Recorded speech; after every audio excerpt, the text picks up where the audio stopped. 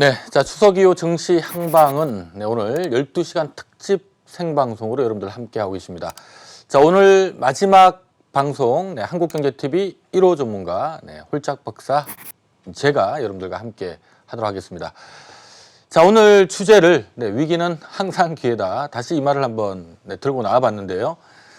자 이 추석 연휴 동안에 좀 잘 쉬었었는데 이 금요일 날 뉴욕 증시가 급락을 했습니다. 트럼프 대통령의 코로나19 확진 소식 때문인데요. 일단 뭐 내일 아쉽게도 우리 시장에 좀 영향을 주겠습니다만은 오히려 좀 기회가 되지 않을까라는 얘기 먼저 드리면서요.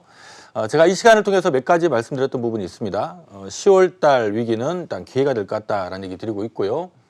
두 번째, 좀 10월 달에 좀 올라가더라도 11월, 12월 달 좀 조심해야 된다라는 얘기 드리고 있고요. 아마 12월 중순 정도가 또 내년 1분기를 대비해서는 더 좋은 찬스가 될 것 같다는 얘기 드리고 있는데 오늘 관련된 얘기 여러분들께 좀 말씀드리고요.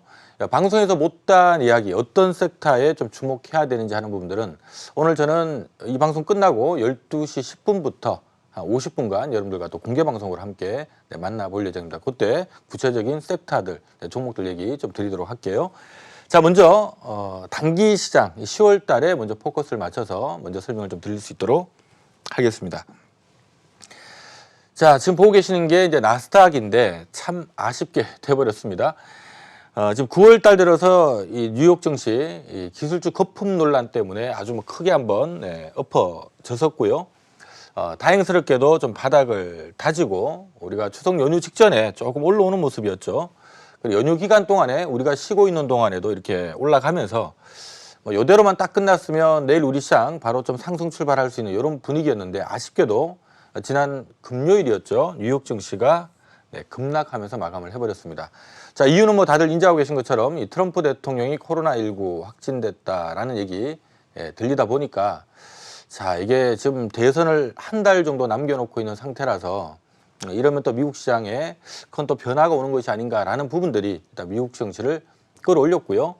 자, 하지만 뉴욕 증시 자체도 좀 어느 정도 이 기술주 거품이 좀 꺼져 있는 상태고요. 이 부분에서는 여기서는 기술주들이 좀 거품 논란이 있었다면 뭐 나스닥 기준으로도 10,000포인트 초입 정도에서는 이 정도면 뭐 심한 거품은 아니다 하는 약간 밸류 부담이 좀 해소된 구간이기도 하고 그리고 무엇보다 11월 달에 미국 대선이 있기 때문에 어쨌든 간에 뭐 트럼프 대통령이 뭐 추가적인 부양책이라든가 또 코로나19 백신에 대한 조기 승인이라든가 여러 가지 이슈들이 좀 나오지 않을까라는 이런 기대감들이 있기 때문에 비록 잘 가다가 이 트럼프 대통령이 코로나19 확진됐다라는 얘기 때문에 꺼졌지만 이게 뭐 추가적으로 꺼진다 하더라도 저점을 깨고 내려가기보다는 다시 좀 올릴 가능성이 높지 않나라 보고 있고요.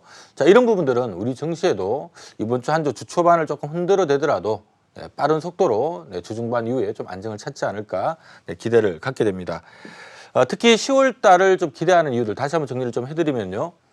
우리가 9월 달 증시가 급락했던 가장 큰 원인은 이 기술주 거품 논란 때문이었는데 어쨌든 간에 증시가 많이 빠짐으로 해서 밸류에이션 부담이 어느 정도 좀 완화돼 있다는 거. 저는 이게 가장 큰 10월 달 반등을 이끄는 무기라고 보고 있고요. 자, 거기다가 지금 트럼프 대통령 코로나19 확진이 되면서 좀 힘든 상황이 돼버렸지만 어쨌든 트럼프 대통령의 성무를 기대할 수 있는 부분이 분명히 있죠. 11월 대선을 앞두고 어떤 경기 부양책에 대한 기대감 이걸 뭐 저버릴 수 없는 부분이고요. 또 코로나19 백신에 대한 조기 승인 같은 여러 가지 이슈들이 아직은 살아있다. 물론 이제 제가 가끔 이런 얘기를 많이 합니다. 주식 투자는 쉽게 생각하면 한없이 쉬운데 어렵게 생각하면 한없이 어려워요. 쉽게 생각을 해보자고요. 어쨌든 9월 달 증시 급락하면서 밸류 부담이 완화됐다라는 거. 자, 그다음에 지금 이제 트럼프 대통령이 코로나19 확진됐다라는 생각만 하지 말고 지금 확진됐는데 뭐 예를 들어서 코로나19 확진됐다가 뭐 사망으로 간다. 이러면 큰 위기가 될 수 있겠죠. 일단 가능성적인 측면에서 그럴 가능성은 높지 않다고 보기 때문에 이후에 맞이할 수 있는 부분은 또 건강한 모습으로 다시 볼 수 있는 환경 이런 것들이 또 증시에 호재가 될 수 있을 거고 그 외에 지금 추가적인 경기 부양책이나 또 10월 달에는 여러 가지 코로나19 백신 승인 관련된 일정들이 많이 깔려 있습니다. 이런 것들이 시장에 좀 반가운 소식을 줄 수가 있고요.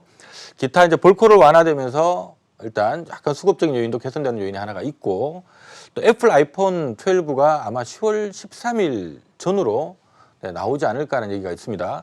아무래도 뉴욕 시장 내에 시가총 1등 기업이기 때문에 이런 부분들도 기대감을 어찌 보면 또 애플 주가를 좀 끌어올릴 수 있는 뉴욕 시장을 좀 안정시킬 수 있는 이런 부분이란 걸 놓고 본다면 이번에 이 트럼프 대통령의 코로나19 확진 소식 때문에 일단 내일부터 열리는 우리 한국 증시 출렁일 걸로 예상됩니다만은 오히려 좀 찬스가 되지 않을까. 주식을 들고 있는 분들이라면 좀 버티셔야 될 것 같고요. 지금 현금을 좀 마련해 놓고 계신 분이라면 오히려 좀 분할 매수 기회가 되지 않을까라는 말씀을 드려봅니다. 자, 한국 증시 같은 경우도 지난 연초에 2250선에 머물다가 엎어졌었는데, 자, 어쨌든 간에 코로나 사태 이후로 2250선 매물대가 많은 지역이죠. 이 매물대를 물량 소화를 하고 올라와 있는 상태고요. 기술적으로도 좀 지지선 역할을 합니다만은 밸류 측면에서도 지금 코스피 전체 상장돼 있는 기업들 여러분들 인지하고 계신 것처럼 코스피 전체 상장돼 있는 기업들이 올해 버는 거 대비 내년 버는 거는 당연히 다 좀 늘 걸로 다들 추정을 하고 있습니다. 지금 코로나에도 불구하고 올해 좋은 기업들은 내년 더 좋고요. 코로나19 때문에 올해 좀 힘들었던 기업은 올해보다 내년이 좀 좋아진다라는 전망이 많기 때문에 어쨌든 내년 추정 실적을 기반으로 봤을 때 한국 증시 코스피 기준으로 2250선에서는 어느 정도 좀 하방 경직을 잡고 있는 상태이기 때문에 이게 지금 분위기가 연휴 직전에 빠졌다가 연휴를 앞두고 살짝 살아나는 분위기 주다가 지금 분위기는 한번 또 주 초반에 한번 엎어지는 분위기입니다. 엎어지는 분위기입니다만은 이 2250을 깨고 내려앉기보다는 결국 이중바닥 치고 이렇게 올라가는 모습으로 10월달 좀 전개가 되지 않을까 보고 있고요. 이런 맥락이라면 우리 10월달 위기를 좀 기회로 보자라는 얘기를 드립니다.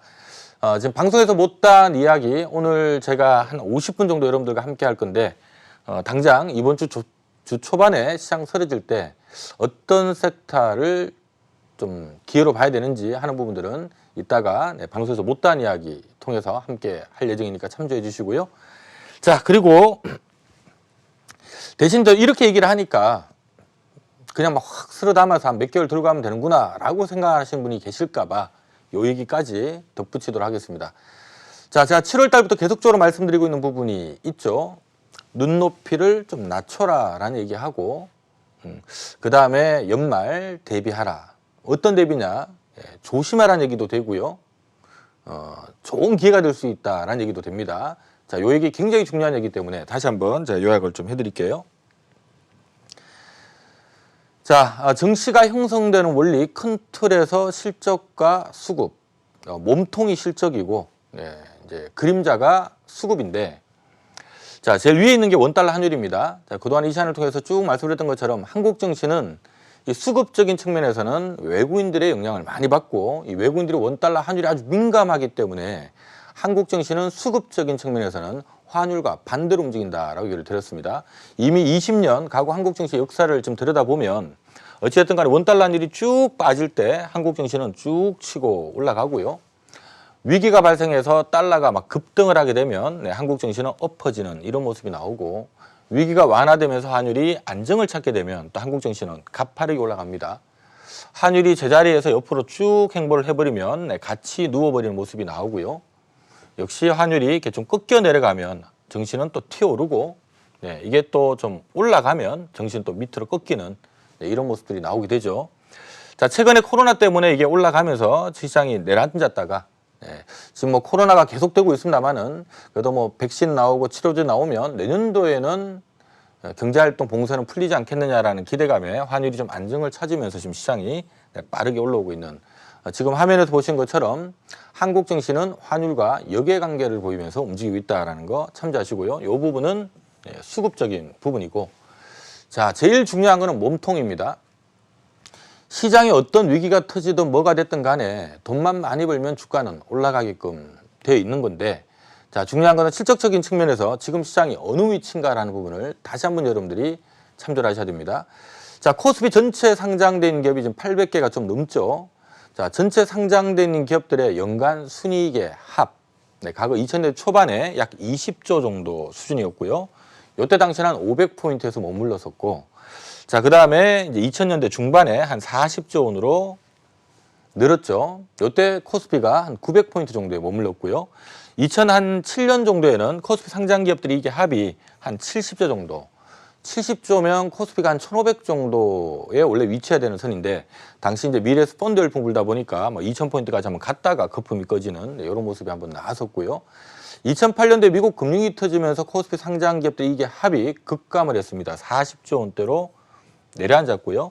40조 원 정도 벌면 코스피는 900 정도에서 논다 말씀드렸죠. 그래서 지난번처럼 900포인트 부근에서 바닥을 다졌고요. 자, 미국 금융 이후로 뭐 최근과 마찬가지로 미국이 금리를 낮추고 천문학적으로 돈을 찌고 푸는 환경 속에서 경기가 빠르게 살아났습니다. 코스피 상장 기업들 이게 합이 연간 100조 원대 수준으로 다시 회복을 하면서 코스피는 2000시대에 문을 열었고요. 2011년도부터 2016년도까지 매년 100조만 벌었어요.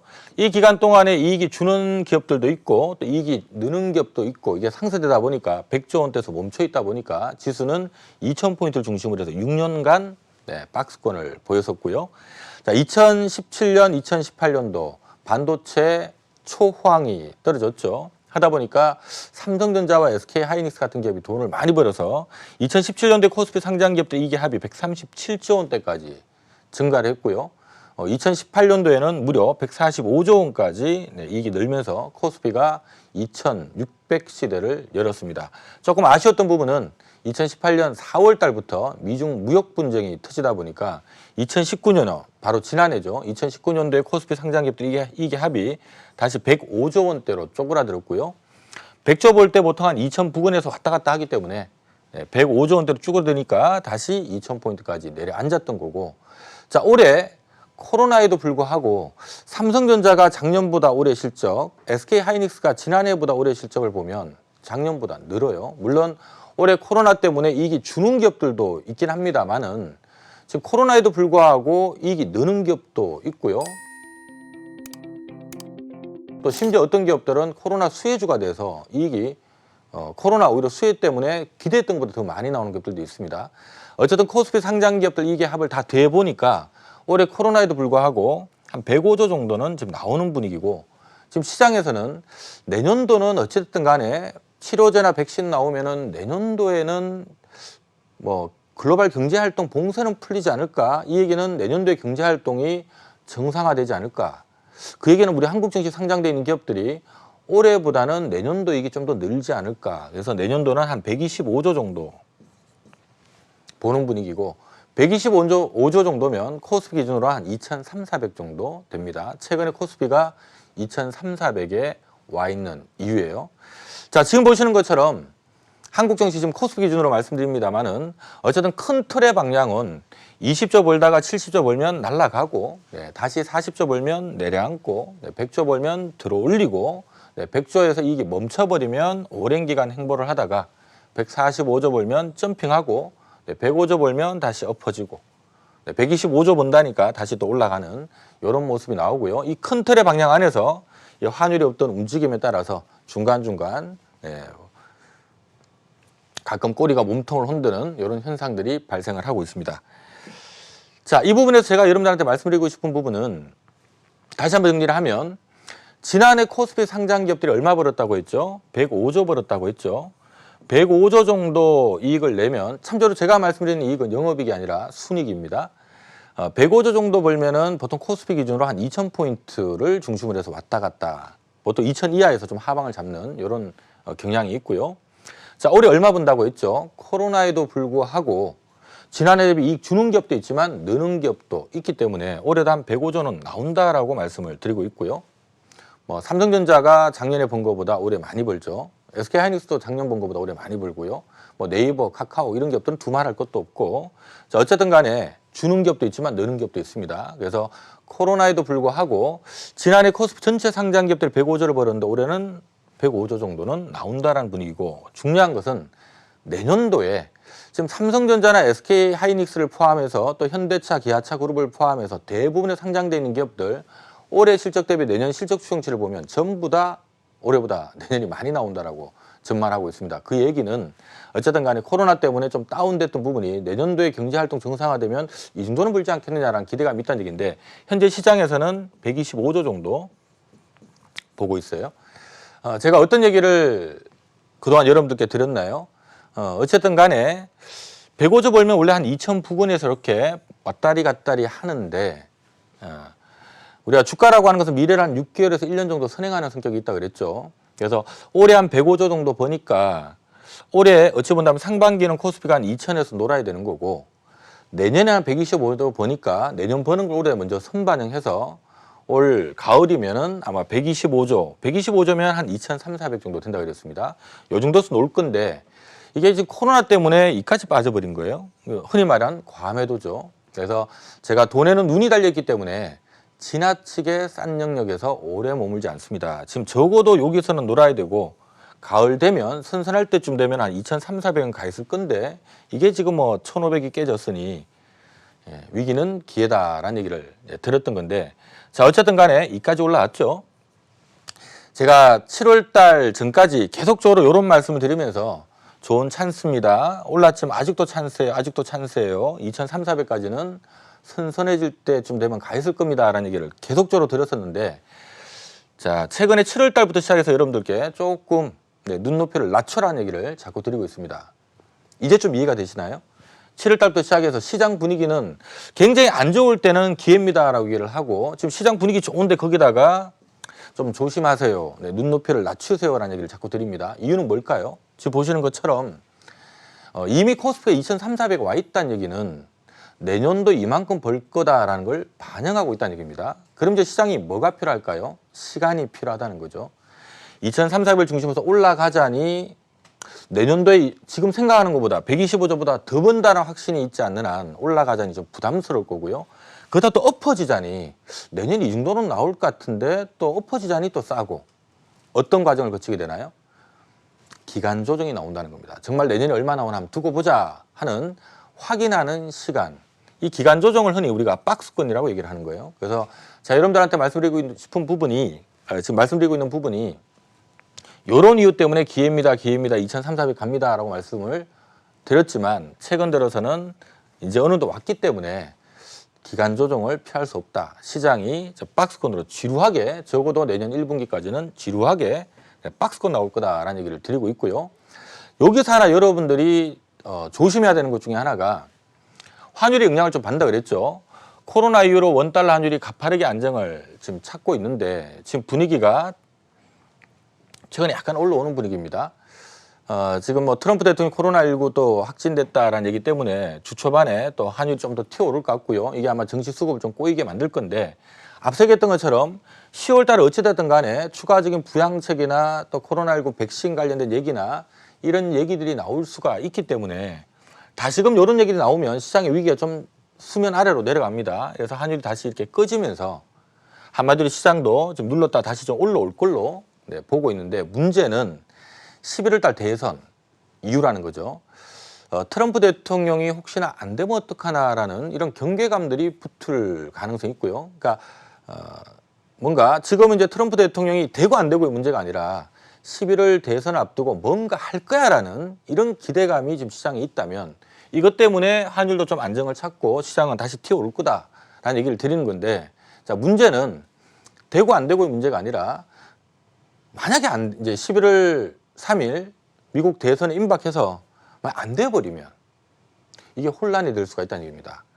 안 돼버리면 왜냐하면 그동안에 트럼프가 쭉 해왔던 정책들이 어떤 변화가 나올 수가 있기 때문에 시장은 뭔가 불확실한 걸 제일 싫어해요. 시장에 뭔가 불확실성이 생기면 일반적으로 돈을 안전자산으로 쏠리면서 달러가 이렇게 좀 올라가는 현상이 생기고요. 그래서 제가 우려하는 부분은 11월 대선에 임박해서 트럼프가 만약에 안 돼버릴 경우에 환율이 좀 치솟을 가능성이 있고요. 이거는 이제 정시를 한번 또 끌어내리는 이런 요인이 될 수가 있다는 거고 두 번째는 돼도 문제죠. 만약에 됐다 하더라도 되고 난 다음에 그 다음 나올 건 뭐지? 라는 부분을 생각해 보면 그동안에는 트럼프가 이번 재선에 성공하기 위해서 어마어마하게 부양책을 펼치고 했지만 막상 되고 나면 속도 조절 들어가지 않겠느냐 이런 또 실망감들이 붙을 수가 이런 경계감들이 있을 수가 있다는 얘기입니다. 그래서 저는 돼도 문제고 안 돼도 문제다라고 보고 있는 거고요. 이것 때문에 11월, 12월 달에는 원달러 환율이 반등이 나올 가능성이 높고 이러면 증시는 또 10월 달에 반등 나오다가도 11월, 12월 달에 한번 엎어질 가능성이 있죠. 여기다 특히 한국 증시는 원래 대한민국은 뭐 1월 달부터 10월 달까지만 주식시장이 열린다 이런 얘기가 있다는 거 다들 아실 겁니다. 연말 되면 또 양도소득세 이슈가 붙어 있기 때문에 어쨌든 간에 세금을 피하기 위한 어떤 또 수급이 좀 꼬이는 현상들이 발생하기 때문에 이런 것들까지 붙어서 아마 11월, 12월 달에 한번 출렁일 가능성이 있고요. 대신에 팔기 싫은데 양도소득세 이슈 때문에 팔았다면 내년 1월 달 되면 다시 사야 되죠. 그러니까 1월 달 되면 다시 살 거다라는 걸 아는 스마트머니들은 보통 12월 중순부터 들어옵니다. 이런 보통 시장이 또 12월 중순부터 1분기까지는 또 바짝 또 원래 가치를 회복하는, 어찌 본다면 시장은 내년 1분기까지 박스권인데 이 박스권인 가운데에서 지금 10월 달은 초반에 지금 트럼프 대통령의 코로나19 확진 이슈 때문에 위기가 있어서 한번 흘러일 수 있지만 부양책이나 백신 관련된 기대감 때문에 튀어오를 수가 있다는 얘기를 드리는 거고요. 단 11월, 12월 넘어가는 과정에서 한번 흔들렸다가 12월 중순에서 또 내년 1분기까지 다시 원상 회복하는 이런 모습을 저는 앞으로 지금부터 한 6개월 정도를 이렇게 보고 있습니다. 특히 여러분들이 주의를 해야 될 부분은 코스닥이에요.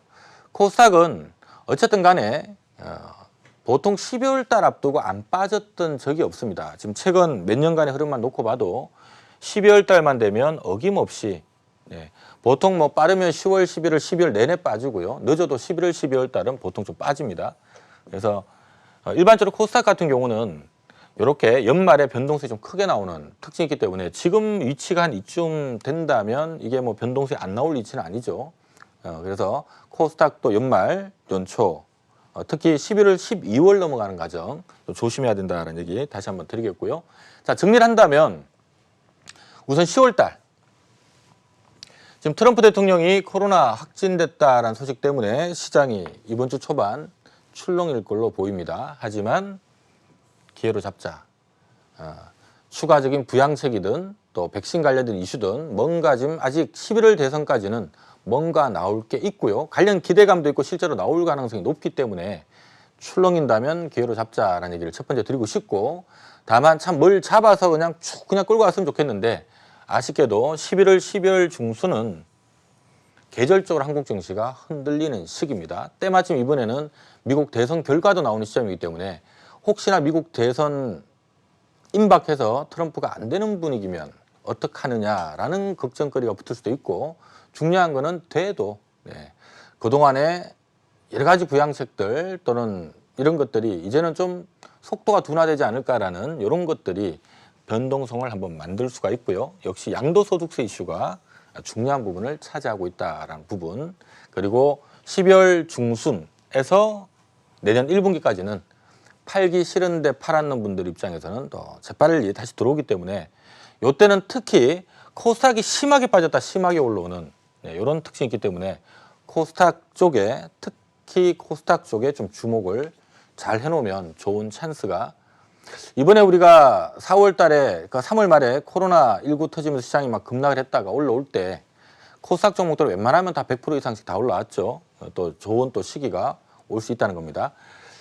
자, 요때 어떤 부분을 뭐 당장 내일부터 시장 조정받을 때 어떤 부분을 주목해야 되는지, 그리고 11월, 12월 달 그럼 시장 조정받을 때는 수익 내는 방법은 또 없느냐, 어떤 것을 또 주목해야 되는지, 또 12월 중순에서 내년 1분기를 염두를 하고 12월 중순에 어떤 종목을 배팅해야 될지 잠시 후에 방송에서 못다한 이야기, 오늘 공개 방송 역시 한국경제TV를 통해서 여러분들과 함께 합니다. 뭐 컴퓨터든 뭐 스마트폰이든 무료 접속 가능하니까 중요한 시간인 만큼 꼭 들어오셔서 어떤 섹터에서 기회를 잡아야 되는지 오늘 마저 함께 하도록 하겠습니다.